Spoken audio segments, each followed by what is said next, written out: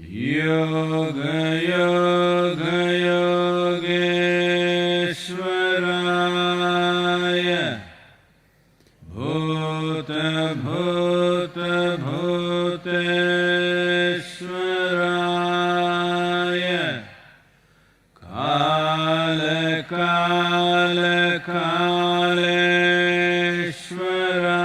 Kaleshwaraya Shiva Shiva Sarveshwaraya Shambho Shambho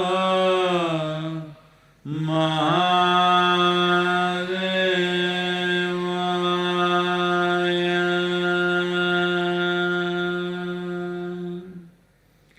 Yoga Yoga Yogeshwaraya Bhuta Bhuta Bhuteshwaraya Kala Kala Kaleshwaraya Shiva Shiva Sarveshwaraya Shambho Shambho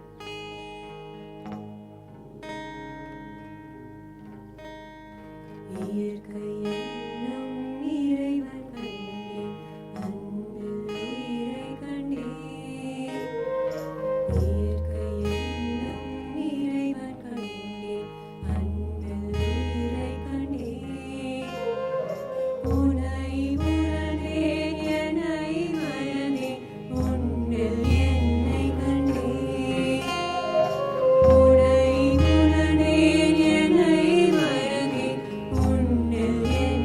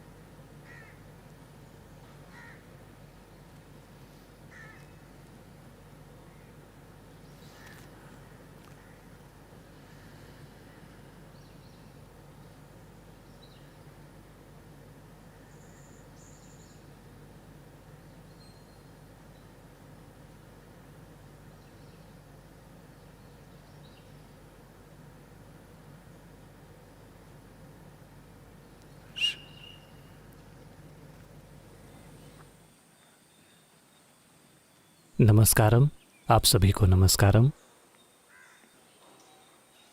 तो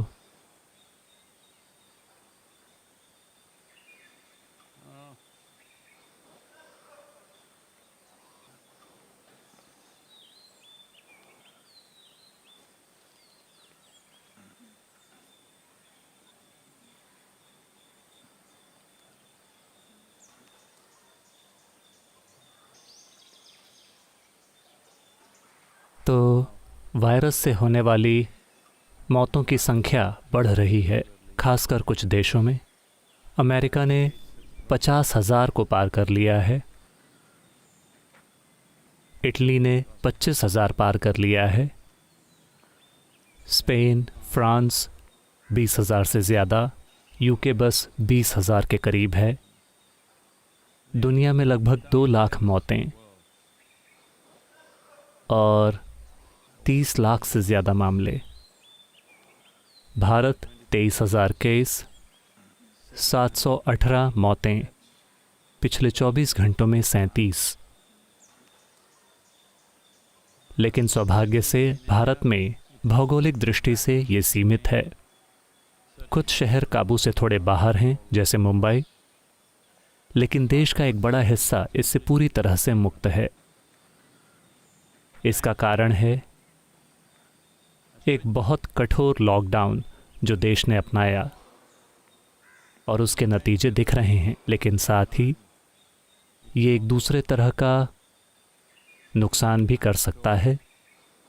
एक समानांतर नुकसान हो रहा है जिस पर ध्यान देने में मुश्किल हो रही है।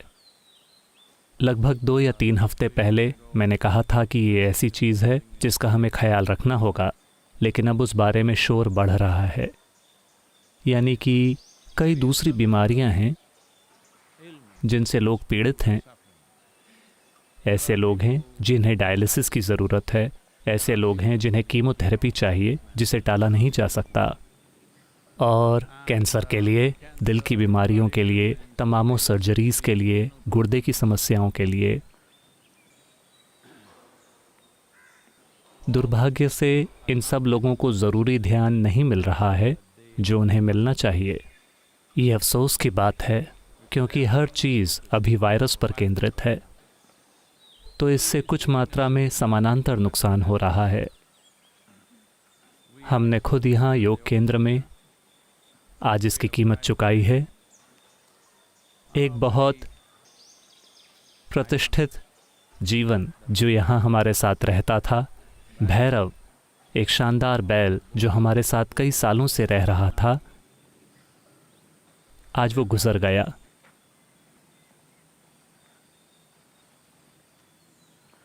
कोई बड़ी बीमारी नहीं थी। कुछ दिन पहले उसके टखने में एक छोटा सा फ्रैक्चर हुआ था, और चूंकि कोई सर्जरी नहीं की जा सकती थी, कोई पशु चिकित्सालय नहीं खुला था, कोई डॉक्टर आने के लिए तैयार नहीं था, तो ये चोट अपने आप में जटिल हो गई। ये कुछ बिल्कुल दूसरी ही चीज़ में बदल गई, और वो आज सुबह गुजर गया। मेरे ख्याल से हर किसी के देखने के लिए भैरव की तस्वीरें स्क्रीन पर हैं। वो एक शानदार जीवन था, वो हमारे साथ था, और ऐसा दुनिया भर में लोगों के साथ हो रहा है, जानवरों के साथ, हर किसी के साथ। लेकिन हर किसी का ध्यान वायरस पर है, जैसा ऐसे होना चाहिए। ऐसा नहीं है कि हम इस बारे में शिकायत कर रहे हैं, लेकिन ये समानांतर नुकसान बढ़ते जा सकते हैं, क्योंकि हफ्तों से अस्पताल बाहरी मरीजों के लिए नहीं खुले हैं। छोटी चीज़ें कई सारे लोगों के लिए जानलेवा बन सकती हैं। थोड़े से इलाज से, छोटी छोटी चीज़ों से वो ठीक हो जाएंगे। उस तरह की चीज़ें अब बहुत जटिल बन सकती हैं। और अगर ये इन्फेक्शन नहीं है, अगर किसी को वायरस का इन्फेक्शन नहीं लगा है, अगर उन्हें कोई दूसरी समस्या है, तो लोग अस्पताल जाने में हिचकिचा रहे हैं, क्योंकि शायद वहाँ जाकर उन्हें इन्फेक्शन लग जाए। लोग इस बारे में बहुत सतर्क और डरे हुए हैं। तो ये कई आयामों में जा रहा है, लेकिन साथ ही कई तरह से भारत में हम देख रहे हैं कि हम धीरे धीरे इस पर पकड़ बना रहे हैं। देश के ज़्यादातर हिस्सों में कुछ हॉटस्पॉट्स हैं। अभी मोटे तौर पर काम उन्हें अलग करने का है ताकि ये हॉटस्पॉट्स उसी तरह रहें, बाकी का देश सामान्य गतिविधियों में लग जाए। अभी योजना यही है और वो देख रहे हैं कि इसे कारगर तरीके से कैसे करें। अगर आपको पता ना हो, मेरे ख्याल से अगले 4 दिनों के लिए कर्फ्यू घोषित कर दिया गया है कोयम्बतूर शहर में और सेलम में। मेरे ख्याल से तिरुपुर भी शामिल है और चेन्नई। तमिलनाडु में लगभग 4 या 5 शहर। ये लॉकडाउन नहीं है, ये कर्फ्यू है। इसका मतलब है कि आप बाहर नहीं निकल सकते। ऐसा नहीं है कि आपसे बाहर न निकलने का निवेदन किया जा रहा है, आप बाहर निकल ही नहीं सकते। कर्फ्यू का आमतौर पर मतलब है, ऐसा नहीं है कि वो ऐसा करने वाले हैं, लेकिन आमतौर पर कर्फ्यू का मतलब होता है कि पुलिस कर्फ्यू तोड़ने वालों को गोली मार सकती है, तो वो उसे उस स्तर पर लागू नहीं करेंगे। मेरे कहने का मतलब है कि ये उतना ही गंभीर है। इसका इरादा है 4 दिनों के लिए लोगों को ज़बरदस्ती अंदर रखना। आप 4 दिन के लिए सामान भर लें और घर से किसी भी कारण से बाहर कदम न रखें, क्योंकि अभी हम सोच रहे थे कि ढील मिलेगी, लेकिन ये इस दिशा में चला गया। मेरे ख्याल से ये एक बहुत समझदारी भरा काम है। मैं तमिलनाडु सरकार का आभारी हूँ कि उन्होंने इस तरह का कड़ा कदम उठाने का निर्णय लिया है। हालांकि ये आबादी के कुछ हिस्सों के बीच अलोकप्रिय हो सकता है, लेकिन आगे बढ़ने का यही रास्ता है। जहाँ फैलने का थोड़ा भी खतरा है, उस जगह को कुछ समय के लिए वाकई बंद कर दिया जाए। जहाँ कहीं भी लोग अपनी निजी आज़ादी की बात करते हुए घूम फिर रहे हैं, पूरी दुनिया में लोगों की मौतें हो रही हैं। बेशक हमें भी मरने की आज़ादी है। तो ये बहुत महत्वपूर्ण है। अब जब आंशिक ढील मिलती है, हम कैसे बर्ताव करते हैं, हम में से हर कोई ये तय करेगा न सिर्फ हमारे ज़िंदगियों की दिशा, बल्कि देश की ज़िंदगी की दिशा और शायद दुनिया की ज़िंदगी की दिशा भी। ये स्थिति में है। ऐसे कई पहलू हैं जो वायरस के बारे में सामने आ रहे हैं, जो इसे कहीं ज़्यादा चुनौतीपूर्ण बना रहे हैं। लेकिन कई तरह से एक देश के रूप में भारत वाकई बहुत शानदार तरीके से स्थिति को संभाल रहा है। इधर उधर कुछ कमियां हैं जिन्हें वो कसने की कोशिश कर रहे हैं, लेकिन मोटे तौर पर हम परिस्थिति पर पकड़ बनाए हुए हैं। अगर हम इसे कायम रख सकें अगले 2 महीनों तक इसी स्तर पर, तो मेरे ख्याल से हमने सबसे बड़ी समस्या को पार कर लिया है। और हमारे यहाँ उतनी ज़्यादा सर्दी नहीं होती, क्योंकि जहाँ भी बहुत सर्दी पड़ती है वहाँ वो एक दूसरी लहर की उम्मीद कर रहे हैं। वो कह रहे हैं कि अमेरिका में दूसरी लहर का आना पक्का है और शायद चीन में भी ये वापस आएगा। अभी यही उनका डर बन गया है कि दूसरी लहर आएगी और दूसरी लहर पहली से ज़्यादा शक्तिशाली होगी, ये सब। लेकिन भारत में उन्हें लग रहा है कि शायद दूसरी लहर ना आए, तो उस मायने में ये सकारात्मक रहा है। लेकिन हर कोई मुश्किल में होगा। अगर एक देश एक खराब दिशा में जाता है तो पूरी दुनिया डर जाएगी, क्योंकि बस कुछ लोगों के यहाँ वहाँ जाने से ये फैल सकता है। तो ये एक नए युग जैसा है। हम सभी लोगों को खुद को तैयार करना होगा नए उपाय सोचने के लिए, ताकि हम अपने भीतर के सर्वोत्तम को बाहर लाएं और देखें कि हम इस स्थिति को कैसे आसानी से पार करें। क्योंकि ये स्थिति एक छोटा सा गड्ढा नहीं है, ये स्थिति एक थोड़ा बड़ा तालाब है जिसे हमें पार करना होगा।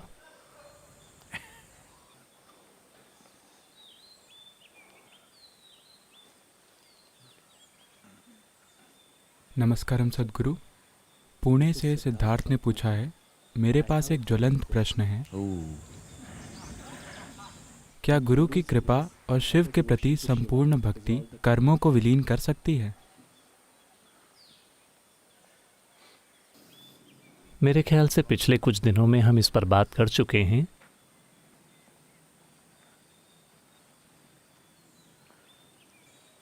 चलिए इन शब्दों को समझते हैं जिनका आप उपयोग कर रहे हैं। गुरु एक शब्द, कृपा एक और शब्द, भक्ति एक और शब्द, शिव एक और शब्द। 4 डायनामाइट्स। आपका विस्फोट करने के लिए 4 की ज़रूरत नहीं है, एक ही काफ़ी है। या तो आप में भक्ति है, या आपको शिव ने छू लिया है, या गुरु ने, या कृपा ने। एक ही काफ़ी है, आपको 4 की ज़रूरत नहीं है।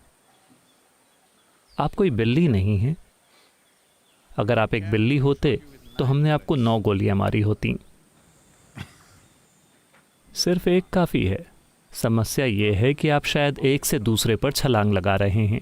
आपको लगता है कि एक पियानो बजाने जैसा है, पिम पिम पैम पुम, ये हर दिन हो रहा है, एक एक दिन एक एक चीज़। ये उस तरह काम नहीं करता। इनमें से कोई एक चीज़ ही काफ़ी है। क्या ऐसा होगा, क्या वैसा होगा, अगर मैं ऐसा करता हूँ तो ये होगा, वो होगा, ये एक तरह की मानसिकता से आ रहा है। आप मुझसे पूछ रहे हैं कि क्या शिव की भक्ति मुझे मुक्त कर देगी? अगर मैं कहता हूँ हाँ, तो आज आप घर जाएंगे और भक्त बन जाएंगे। आपको लगता है कि ऐसा करना संभव है? ये भक्ति घटित होती है, एक अभ्यास के रूप में नहीं। जब आप साफ साफ जान लेते हैं, विश्वास करके नहीं, जब आप अपने अनुभव से साफ तौर पर ये जान जाते हैं कि कोई चीज़ आपसे बड़ी है, कोई चीज़ आपसे कहीं ज़्यादा बड़ी है, तो धीरे धीरे आप एक भक्त बन जाते हैं। ये खुद से होता है, Not a cultivated devotion. पैदा की हुई भक्ति नहीं। पैदा की हुई भक्ति यानी आप इसका नाटक कर रहे हैं। मैं हमेशा लोगों को याद दिलाने की कोशिश करता रहा हूँ। ज़्यादातर, मैं कह रहा हूँ, योग केंद्र के भीतर ज़्यादातर लोग, आप देख सकते हैं कि उनके हर कदम में भक्ति की कुछ भावना है। लेकिन कुछ लोग ऐसे हैं, इन दिनों मैं एक इलेक्ट्रॉनिक मशीन पर चुपचाप आ रहा हूँ, वरना अक्सर मैं एक डीजल कार चलाता हूँ। वो बहुत शांत नहीं है। भले ही मैं उनके ठीक पीछे कार चला रहा हूँ, वो जा रहे हैं, क्योंकि वो कार की आवाज़ सुनते हैं, लेकिन वो चलते जाते हैं। फिर कोई कहता है, अरे सद्गुरु सद्गुरु, अरे। वो इस तरह बाजू में कूदते हैं और ये आपके जीवन में काम नहीं करेगा, ये बात जान लीजिए। इसीलिए मैंने कहा, अगर आपको लगता है कि आप सद्गुरु के प्रति समर्पित हैं, या शिव के प्रति, या जो कोई भी हो, इससे फ़र्क नहीं पड़ता। आपको हर चीज़ में उन्हें ही देखना चाहिए। आपको यहाँ हर किसी को सद्गुरु के रूप में देखना चाहिए, हर किसी को। आदमी, औरत, बच्चा, गाय। आश्रम में गधे नहीं हैं, वरना हम वो भी करते। Everything. जब आप हर चीज़ को भक्ति की उसी भावना के साथ देखते हैं, तो अब आप एक भक्त हैं। क्या ये काम करेगा? बिल्कुल। अब आप हवा में 4 विकल्प उछाल रहे हैं और मुझसे पूछ रहे हैं, सद्गुरु मैं किस पर निशाना लगाऊं?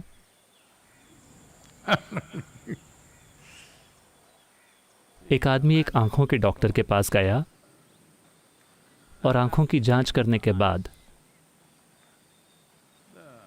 डॉक्टर प्रिस्क्रिप्शन लिख रहे हैं।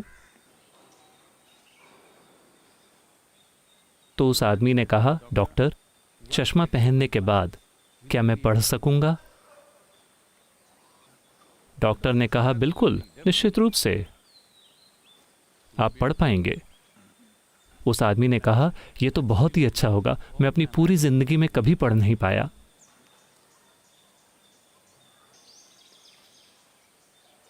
आपकी भक्ति ऐसी ही है। अगर मैं भी आपसे कहता हूं कि गुरु की कृपा आपके कर्म को दूर कर देगी, तो अब से आप इस तरह चलेंगे, गुरु गुरु गुरु गुरु। बहुत से लोगों के लिए भगवान का नाम, जो कुछ भी वो बोल रहे हैं, आपको लगता है कि हर समय लोग जिस भी भगवान का नाम बोल रहे हैं, क्या वो पूरी भक्ति से बोल रहे हैं? वो उसका उच्चारण कर रहे हैं चिड़चिड़ाहट में, गुस्से में, नफरत में, नाराज़गी में, यहाँ तक कि एक युद्ध का नारा भी है, ठीक है? ज़्यादातर समय, मैं तो कहूँगा कि 98 से 99% समय जिन भी भगवानों पर लोग विश्वास करते हैं, उन भगवानों के नामों का उच्चारण पूरी भक्ति से नहीं किया जाता है। शायद केवल 1 या 2% ही उस तरह उच्चारण करते हैं, बाकी सभी इसे यूं ही बोलते रहते हैं। ये उनके लिए खुलजा सिमसिम है। ये कुछ पाने के लिए एक मंत्र है। आप भी अभी ऐसे ही पूछ रहे हैं, क्या ये इसमें 4 चीज़ें हैं। इनमें से अपने कर्म को शूट करने के लिए मैं किस बुलेट को चुनूं सद्गुरु? तो ये एक बड़ा कर्म होगा। Wanting to शिव को या अपने गुरु को गोली मारने की चाहत करना एक बड़ा कर्म होने जा रहा है। ये आपको कर्म से मुक्त नहीं करेगा, ये आपको और अधिक उलझा देगा। अरे सद्गुरु, आप कभी भी एक सीधा और सरल जवाब नहीं देते। आप बस हर चीज़ को जटिल बना रहे हैं। मैं नहीं, आप। मैं आपको बता रहा हूँ कि सिर में 1 गोली काफ़ी है। आप कह रहे हैं 4 गोलियाँ हैं, मैं कहाँ कहाँ गोली मारूं? ऐसी कोई चीज़ नहीं होती, एक ही काफ़ी है, कोई भी एक। तो कितनी बार आप इस जीवन में अपने कर्म से छुटकारा पाएंगे? मैं चाहता हूं कि आप समझें, आप यहाँ बैठकर सांस ले रहे हैं और ये मशीन काम कर रही है और ये मशीन भी काम कर रही है। ये खुद एक कर्म है। आपके जीने के साथ आप कर्म को विलीन कर रहे हैं और नए कर्म उठाते जा रहे हैं। ये हर समय हो रहा है। तो आपका इस अवस्था में आना, मैं अपने सभी कर्मों से छुटकारा चाहता हूँ, मैं अपने सभी कर्मों से छुटकारा चाहता हूँ, ये अपने आप में एक बड़ा कर्म है। आपको थोड़ी बेफिक्री की अवस्था में आना होगा, क्योंकि आप अपने कर्म से बार बार छुटकारा पाने नहीं जा रहे हैं। ये ऐसे नहीं होने वाला। ये सांस की तरह है। अगर आप सांस लेते हैं तो आपको सांस छोड़नी होगी, अगर आप सांस छोड़ते हैं तो आपको सांस लेनी होगी। तो एक बार ऐसा हुआ,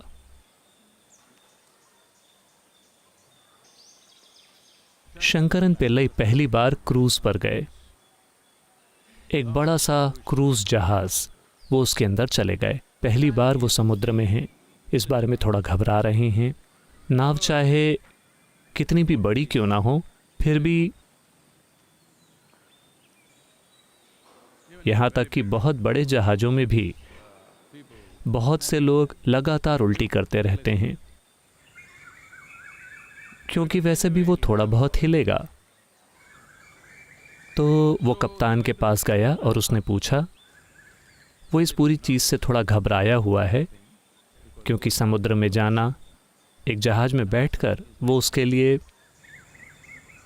तो उसने कप्तान से पूछा,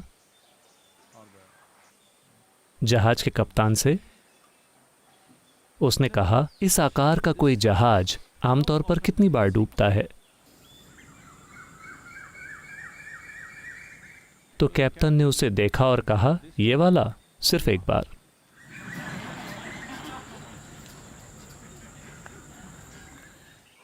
आपको सिर्फ 1 बार खुद को डुबोना होगा। आपको इससे हर समय करते रहने की ज़रूरत नहीं है। ऐसी कोई चीज़ नहीं होती। अगर आप कर्म बनाने की मशीन से दूरी बना लेते हैं, जो कि बस आपका शरीर और आपकी मानसिक प्रक्रिया है, ये खत्म हो गया है। ये चीज़ें उछाल रहा है तो क्या, वो आपसे चिपकता नहीं है।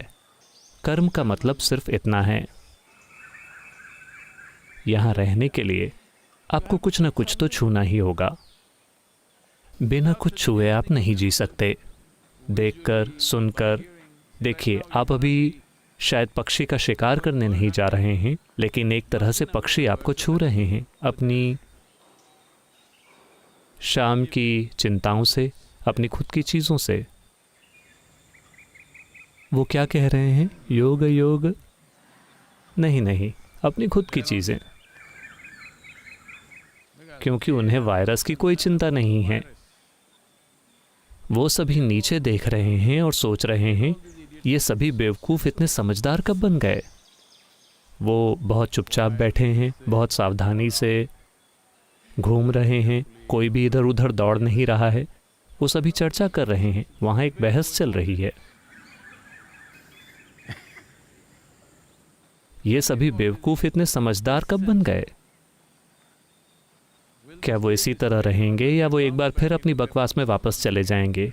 ये बहस चल रही है तो आपको पक्षी छू रहे हैं। जो कुछ भी आप देखते हैं, हर तरह से आप जो कुछ भी छूते हैं, कोई भी जीवन एक दिन में लाखों चीज़ों को छुए बिना नहीं चल सकता। अब मान लीजिए कि हम आपके ऊपर परत चढ़ा देते हैं। मैं एक नाम लेने की कोशिश कर रहा हूँ बिना ब्रांड का नाम लिए। एना बॉन्ड, वो भी एक ब्रांड है। मैं इसलिए कह रहा हूँ क्योंकि अभी भी मैंने कुछ किया और ये अभी भी चिपका हुआ है, ये मेरे हाथ से नहीं जा रहा है। एना बॉन्ड ये एक तरह की तरल गोंद है। मैंने थोड़ा इसे लेने की कोशिश की, ये मेरे पूरे हाथ में आ गया। ऐसा लगता है कि ये आपकी त्वचा को छील देगी। तो मान लीजिए कि आप इनमें से किसी एक सुपर ग्लू के साथ ढके हैं सिर से पैर तक। 24 घंटों में बस देखिए कि आप क्या बन जाएंगे। हेलो, एक बड़ा सा झमेला, क्योंकि सब कुछ आपसे चिपक जाएगा। कर्म बस यही है। तो दुनिया की हर चीज, आप जो कुछ भी छूते हैं, वो आपसे चिपक जाएगी। जब सब कुछ आपसे चिपक जाता है, शुरू में जब आपसे कुछ चिपकता है तो आपको लगता है कि ये दौलत है, ये रिश्ते हैं, ये शादी है। आप इस तरह से सोचते रहे जब कोई चीज़ आपके साथ चिपक गई। लेकिन कुछ समय के बाद जब बहुत सारी चीज़ें आपसे चिपक गईं, तब आप देखते हैं कि धीरे धीरे चेहरा लंबा होता जा रहा है। आप बहुत गंभीर दिख रहे हैं। आप गंभीर दिख रहे हैं, इसका मतलब है कि या तो आप कब्र की ओर बढ़ रहे हैं या आप कब्र को अपने पास आने के लिए आमंत्रित कर रहे हैं। इनमें से एक चीज़ हो रही है। हो सकता है कि आपके दिमाग में ऐसा विचार ना आया हो, लेकिन एक जीवन के रूप में आप मृत्यु का अभ्यास करने लगे हैं। आप ढलते जा रहे हैं। हाँ, इसीलिए हम कहते हैं एक गंभीर चेहरा। इसका मतलब है कि आप मौत के लिए ढलते जा रहे हैं। क्यों? क्योंकि बहुत सी चीज़ें आपसे चिपक गई हैं, बड़ा सा ढेर। इस ढेर को उठाकर चलना, मैं चाहता हूं कि आप इसे इस तरह देखें। आपकी पहचान जिस भी चीज़ से है, सब कुछ चिपक गया है। मान लीजिए कि आप काम पर गए, आपको अपने काम पर बहुत गर्व है, और इस तरह से आप वहाँ बैठे, कुर्सी आपसे चिपक गई। आपने टेबल को छुआ, टेबल आपसे चिपक गई। आप कंप्यूटर को छूते हैं, कंप्यूटर आपसे चिपक गया। बस एक दिन के लिए सोच के देखिए कि आपके साथ क्या होगा।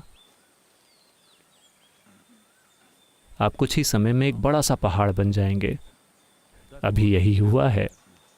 तो बात ये नहीं है कि क्या हमें पहाड़ को काट काट कर कर्म निकाल देना चाहिए, कर्म निकाल देना चाहिए। नहीं, भक्ति, कृपा, गुरु, शिव, ये सभी सॉल्वेंट्स हैं, कर्म के लिए नहीं, गोंद के लिए। हम आपके कर्म को हटाने में रुचि नहीं रखते। बस गोंद घुल गई है, ये गिर जाएगा। लेकिन अब आप उस तरह के हैं कि जब ये गिरने लगे, अरे लेकिन मुझे ये पसंद है, मैं चाहता हूं कि ये चिपके रहे, मैं चाहता हूं कि वो चला जाए। ठीक है, गोंद वापस आ गई है। गोंद वायरस की तरह अंधी है। ये परवाह नहीं करती कि क्या क्या है, बस कुछ भी चिपक जाता है, बस। तो हमें बस गोंद को विलीन करना होगा, हमें कर्म को विलीन नहीं करना है। अगर आप गोंद को विलीन करते हैं तो कर्म अपनी जगह गिर जाएगा। अगली बार जब आप आकर ऑफिस में बैठेंगे तो कुर्सी वापस अपनी जगह पर बैठ जाएगी। मैं चाहता हूं कि आप कल्पना करें, आप एक कुर्सी को साथ में लटकाए चल रहे हैं, आपकी उंगलियों से कंप्यूटर लटक रहे हैं। हाँ, अभी बस यही हो रहा है। लोग अपना काम अपने सिर पर उठाए चल रहे हैं, अपने परिवार को सिर पर उठाए, दुनिया को सिर पर उठाए, अपनी दौलत को सिर पर उठाए चल रहे हैं। ये बदसूरत है, लेकिन क्या करें। समाज में कुछ लोग, अगर आप बहुत अधिक भार उठा रहे हैं तो वो कहते हैं, वाह कितना सफल आदमी है, उसके सिर पर पूरा पहाड़ रखा हुआ है। आप सभी के लिए हमें क्या करना चाहिए, ये समझाने के लिए मैंने 25 किलोग्राम का सोने का टुकड़ा मंगवाया है। सोना, अरे हंसिए मत, खालिस सोना। लेकिन आपको इसे अपने सिर पर रखना होगा। हम इसे आपके सिर पर रख देंगे, 25 किलोग्राम का सोने का टुकड़ा। अरे लोग कहेंगे कितना अमीर आदमी है। आसपास चलकर देखिए, आप समझ जाएंगे कि इस सब की क्या समस्या है। तो इस बारे में मत सोचिए कि ये कौन करेगा, वो कौन करेगा। आपको बस इतना करना है, अगर आप जानते हैं कि कैसे यहाँ बस यूं ही बैठना है जैसे आप अभी अभी पैदा हुए हों, एक वयस्क की बुद्धि के साथ, एक वयस्क शरीर के साथ जिसके अपने मुद्दे हैं, लेकिन आप यहाँ ऐसे बैठ सकते हैं जैसे आप अभी पैदा हुए हैं। जब मैं कहता हूँ कि अभी पैदा हुए हैं, अभी अभी पैदा हुआ, आंखें भी नहीं खुली, क्योंकि वो छोटा सा बच्चा भी जैसे ही वो अपनी आंखें खोलता है, माँ, वो रोने लगेगा। उसकी अपनी चीज़ें होती हैं। जब वो सिर्फ पैदा ही हुआ है, उसी तरह अगर आप बैठ सकें एक वयस्क शरीर के साथ, एक वयस्क बुद्धि के साथ, लेकिन किसी भी चीज़ में उलझे बिना, बस यूं ही यहाँ, अगर आप बस यूं ही यहाँ बैठ सकें तो हो गया। इसीलिए वो मुझसे ये पूछ रहे थे, सद्गुरु आपने कहा था कि अगर आप बस एक पल के लिए मेरे साथ बैठ सकते हैं तो मैं आपको मुक्त कर दूंगा, लेकिन अब आप अपनी बात से मुकर रहे हैं। 3 दिन पहले उन्होंने पूछा था। मैंने कहा था कि अगर आप बस यूं ही मेरे साथ बैठ सकते हैं, आप बस यूं ही को भूल जाते हैं। हम यहाँ बैठ गए।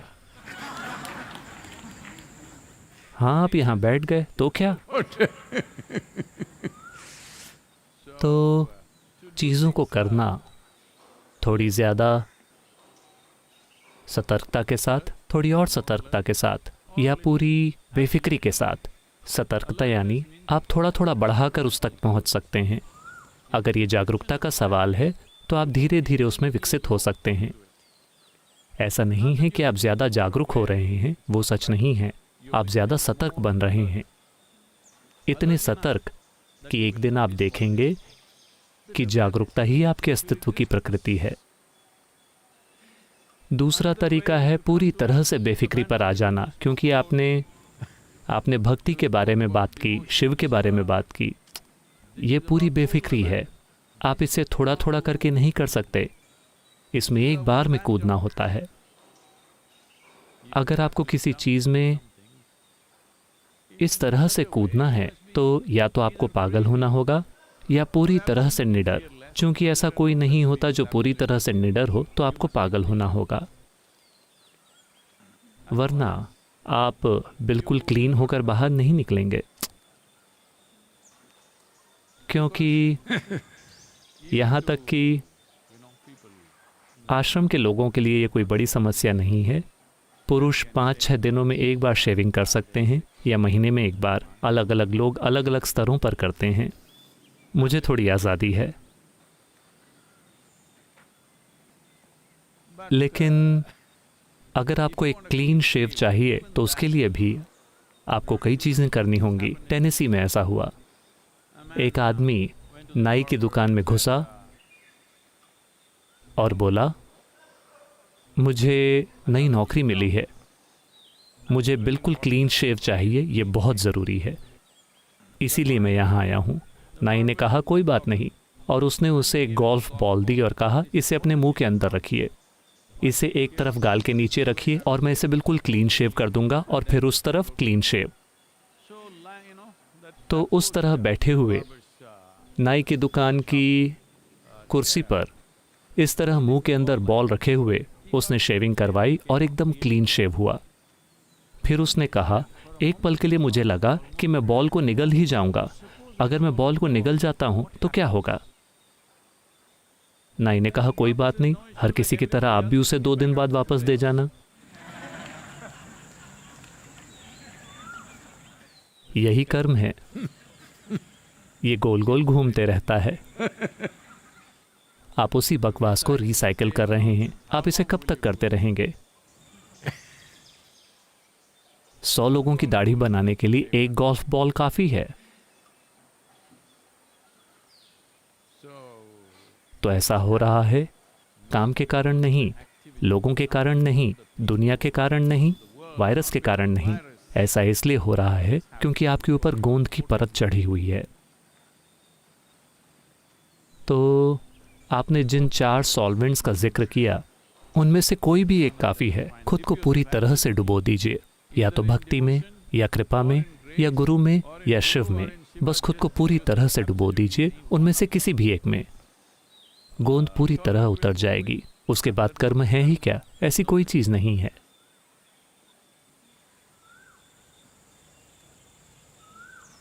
Oh. Some more time, please. I thought. अगला सवाल एकता अग्रवाल ने पूछा है, कृपया देश की उन महिलाओं का मार्गदर्शन कीजिए जिनको निपटना पड़ रहा है एक आलसी जीवन साथी से, जिद्दी माता पिता से और ऊबे हुए बच्चों से, कि कैसे इस सारे झमेले के बीच शांति से सबके साथ रहा जाए जब घर के काम का बोझ बढ़ गया है और हमारी ऑफिस की पहचान मिट गई है। आप एक बहुत भाग्यशाली महिला हैं कि आपका जीवन साथी आलसी है। एक ओवर एक्टिव आदमी 24 घंटे घर में ये शीश महल में बंदर की तरह होगा। वो आलसी हैं। आप बहुत भाग्यशाली हैं, क्योंकि या तो वो सोते रहते हैं या टीवी देखते रहते हैं या ऐसा कुछ। अगर वो ओवर एक्टिव होते तो बहुत बड़ी मुसीबत होती। नहीं, ज्यादा सक्रिय जीवन साथी की आपकी धारणा ये है कि वो किचन में आएंगे और बर्तन धोएंगे और फर्श पर झाड़ू लगाएंगे, और कुछ ऐसे बहुत अच्छे पुरुष होते हैं, लेकिन ज्यादातर पुरुष वैसे नहीं होते। मैं ये नहीं कह रहा हूं कि बर्तन धोना औरतों का काम है, घर साफ करना औरतों का काम है, नहीं, लेकिन आदमियों को गंदगी से कोई दिक्कत नहीं होती।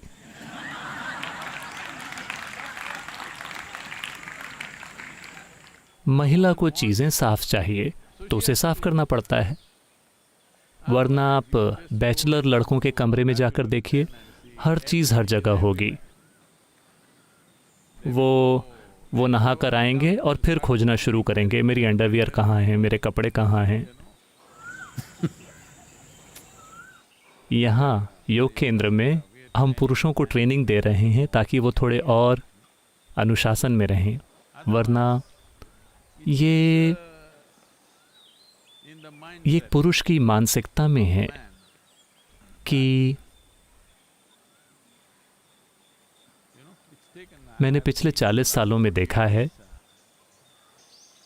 मैं लगातार कोशिश करता रहा हूं कि लोग अपनी चप्पलों को एक साथ जमा कर रखें,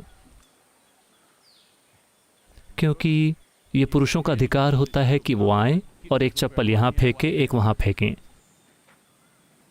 हमने कम से कम सभी पुरुषों में स्त्रीत्व को जागृत किया है, कम से कम यहाँ, कि हमारे सभी कार्यक्रमों में वो अपनी चप्पलों को ठीक से रखते हैं।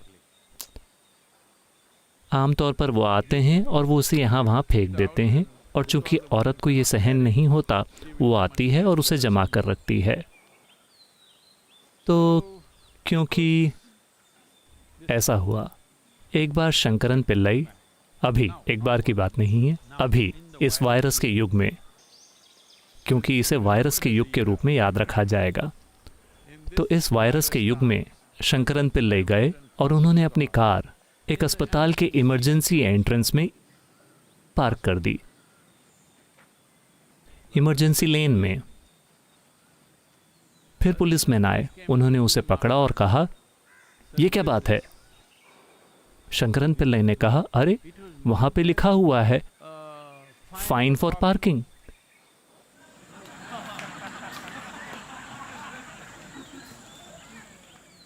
तो वो उसे इसी तरीके से समझते हैं।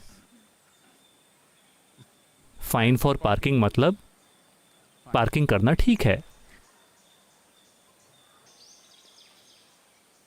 तो बच्चों के क्या गुण हैं?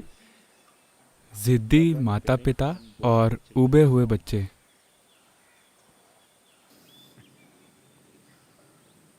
जिद्दी माता पिता और ऊबे हुए बच्चे, तो हमने इसी तरह का परिवार पैदा किया है ना? और आप अपनी कामकाज की पहचान खो रही हैं, ये बहुत अच्छी बात है, कम से कम कुछ समय के लिए, जब तक कि आप घर से काम ना कर रही हों।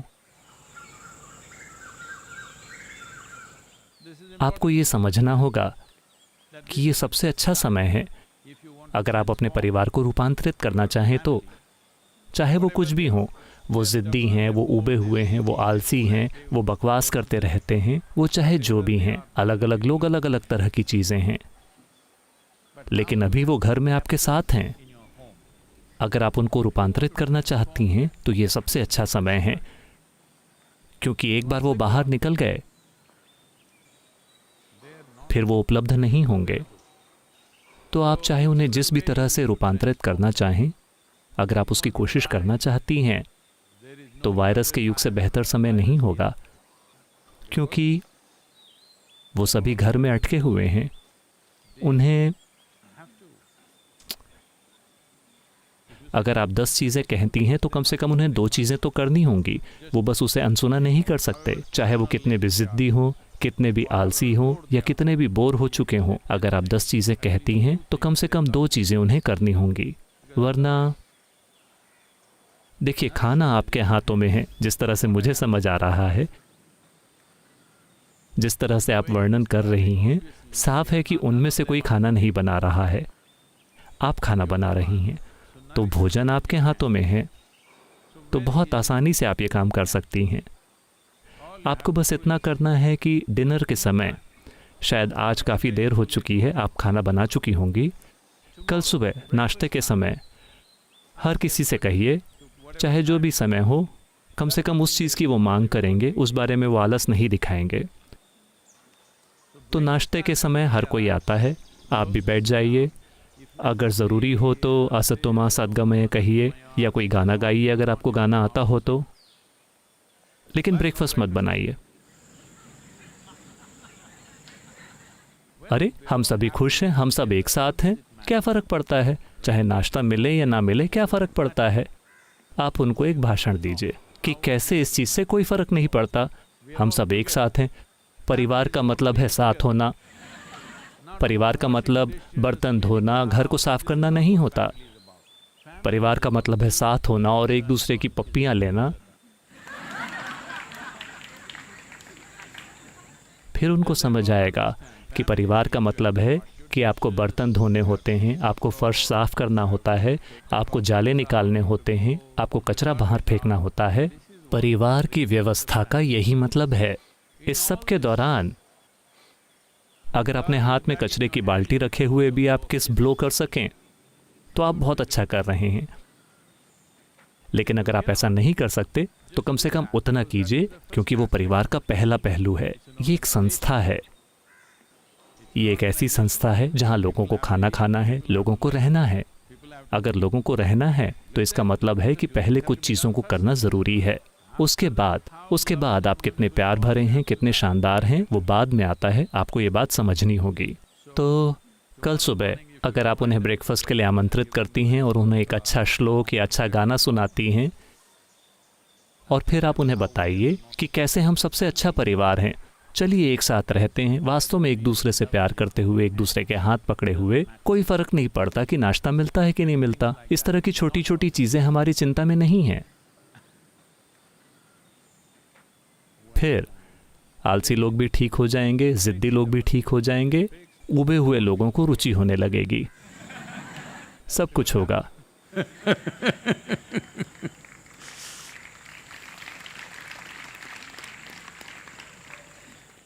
ये मत सोचिए कि परिवार यानी बहुत बड़ा लव अफेयर। नहीं, इसमें बहुत ज़्यादा मैनेजमेंट करना होता है। आप इसे प्यार के साथ मैनेज कर सकती हैं, वो अलग बात है, लेकिन इसमें बहुत सारा मैनेजमेंट करना होता है, वरना कोई भी रिश्ता लंबे समय तक नहीं चलेगा जब तक आप परिस्थितियों को समझदारी से मैनेज नहीं करती। ये बहुत महत्वपूर्ण है। योग योग योगेश्वराय भूत भूत भूतेश्वराय काल काल कालेश्वराय Shiv Shiv सर्वेश्वराय Shambho Shambho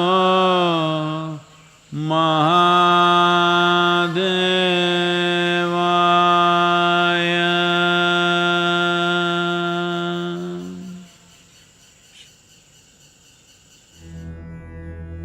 Yoga Yoga Yogeshwaraya Bhuta Bhuta Bhuteshwaraya Kala Kala Kaleshwaraya Shiva Shiva Sarveshwaraya Shambho Shambho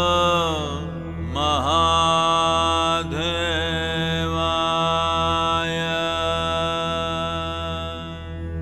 Yoga Yoga Yogeshwaraya Bhuta Bhuta Bhuteshwaraya Kala Kala Kaleshwaraya Shiva Shiva Sarveshwaraya Shambho Shambho